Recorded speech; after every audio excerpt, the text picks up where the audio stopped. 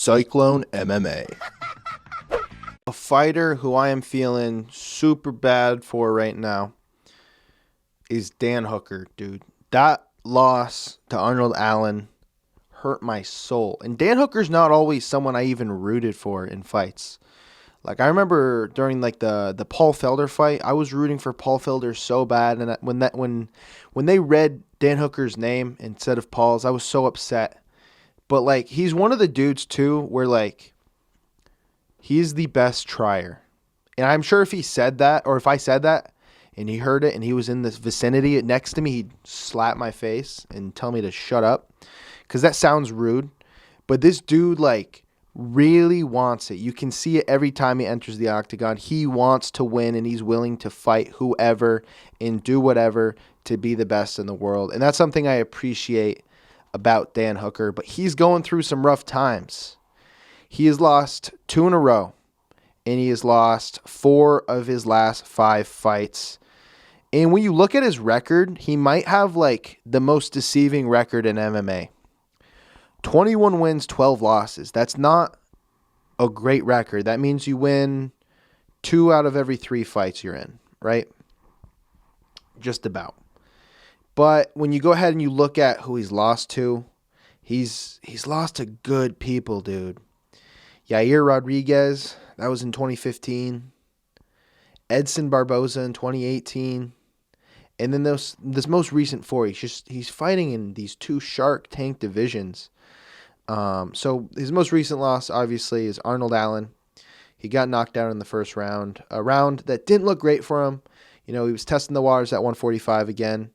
He got rocked quick. He scrambled and it was a brawl. It was a straight up brawl. He rocked Arnold Allen, but he got finished ultimately early in that fight, halfway through the round. Before that, it was Islam Makhachev. That's a loss that no one cares about. You took that on, what, a week's notice, 2 weeks notice, something like that. Might have been like 10 days. Islam Makhachev is legit. We all know that. We all know that he's going to fight for the title one day. It's going to be soon, probably. It probably should have happened already. It definitely should have happened already. But he lost that fight real quick. Submitted first round. What are you going to do? It's Islam. He took it on barely any notice. He got a win against Nasrat Haqparast. And then it was Michael Chandler. And that's just the fight where he didn't even get to go. He didn't even get to fight, really. Fight started. He circled. Boom. Big ol' shot from Chandler. Knocks him down.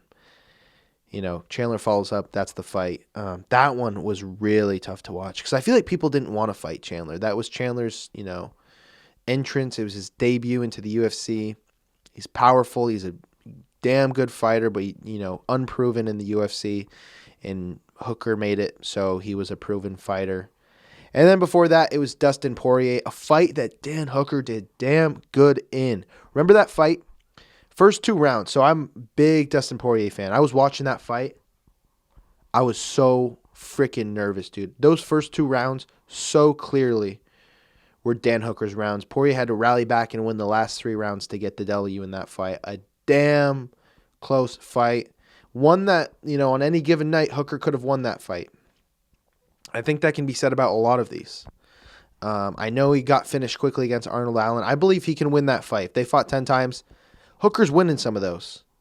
Michael Chandler. I believe that Hooker can beat. I think if Hooker, survives the first round, brings it in later, he's got the gas tank for it. I'm not trying to take any of these losses away from people. Islam, I don't know if you're winning that, Hooker. I'm sorry. Islam's freaking good.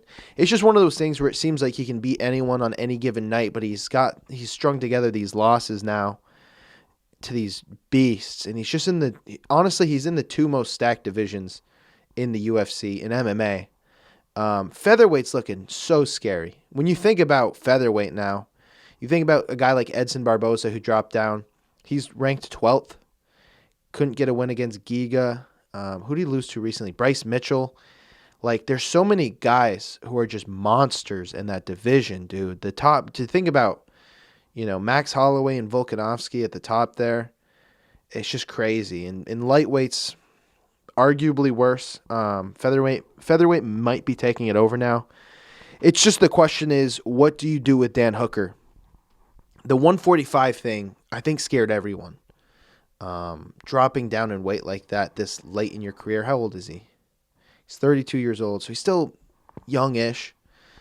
You either return to 155, just a Shark Tank division, or you kill yourself to get down to 145, and that might not even be a smart idea because those guys are just as lethal.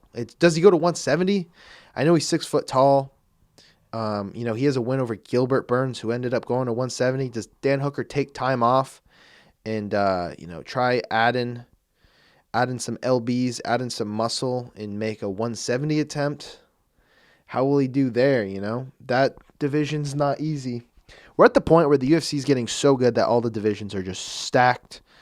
And it sucks for these guys who are just can't put it together. And no disrespect, I'm not saying Dan Hooker's a bad fighter by any stretch of the imagination. The dude's a beast. He has crazy good wins. The Nasrat win's big. Paul Felder's a solid win. Ali Aquinta's a very good win. James Vick is a good win, but James Vick he also had a tough go of it at that time. Gilbert Burns, Jim Miller, he's really put together a good resume, and it sucks to see him in this position where I don't think he's going to get cut, because I think Dana White understands he's lost to savage people, such good people. But it's just, what do you do with him? Do you just put him in action fights in the top 10 to 15 range? I don't know. What do you guys think? What should Dan Hooker do next? Should he go to 155? Does he go to 145? Does he try 170? That just doesn't seem like an option to me. What would you like to see for the next Dan Hooker fight? Let me know and comment that below. Leave a like on this video. Leave a like on this video. Leave a like on this video. You're not going to, are you? Thank you. Leave a like on this video. If you enjoyed, leave a like. Subscribe. I talk about MMA way too much. So if you're into MMA, that works out great for both of us. I get a view, maybe even a like, maybe even a subscribe. You get to watch content about MMA. What a relationship we have going on here, huh? Yeah, so that's that. Buy my t-shirts, link below if you're watching on YouTube, which you are because this isn't being uploaded anywhere else. It's a weird thing to say. This video's gone on too long, so I'm just going to leave now. Goodbye.